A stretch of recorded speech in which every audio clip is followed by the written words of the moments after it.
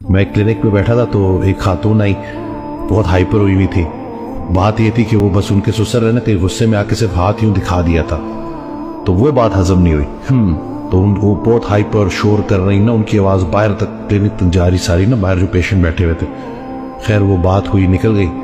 اس کے بعد جو خاتون آئی تو وہ کہتی ہیں کہ مسکراتے ہوئے کہتی ہیں یہ محترمہ صرف ہاتھ دکھانے پہ اتنا شور مچا رہی تھی, ہمیں تو جانوروں کی طرح مارتے, آج تک آواز ہی نہیں اٹھائی.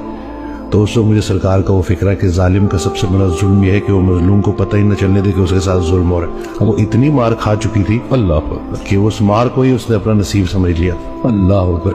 اچھا میں آپ کو بتاؤں کہ شاید جس نے یہ مار کھائی ہے نا, اور اس لیے کھائی ہے کہ اللہ, ایک تو ہوتا ہے نا کہ آپ کے پاس آپشن ہی کوئی نہیں ہے کہ بھئی اب پیچھے کہاں جائیں, ماں باپ بھی نہیں رہ گئے, بھائیوں کا بھی پتہ ہے کہ وہ اپنے اپنے گھر میں ہوں گے اور کسی نے میری مدد ہی کوئی نہیں کرنی. تو اب میں ہیلپ لیس ہوں اور میں کہیں اور جا ہی نہیں سکتی, لہٰذا مجھے یہیں پر رہنا ہے, اور جس طرح سے میرا سلوک کرے گا تو میں یہاں پہ رہوں گی.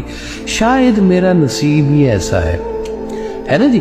تو میرے اللہ تعالیٰ نے میرے لیے یہ نصیب لکھا ہوا ہے. تو میں آپ کو ایک بات بتا دوں اس کے لیے کہ اس عورت کا بہت بڑا درجہ ہے جو اپنے لیے اس چٹھی کو اللہ کی چٹھی سمجھتی ہے کہ یہ ظلم میرے پہ ہو رہا ہے اور میں اس کو اس لیے برداشت کر رہی ہوں کہ میرے اللہ تعالیٰ نے میری سٹوری ایسی لکھی ہے. اب اللہ ہی جانے گا اور اللہ ہی حساب پورا کرے گا.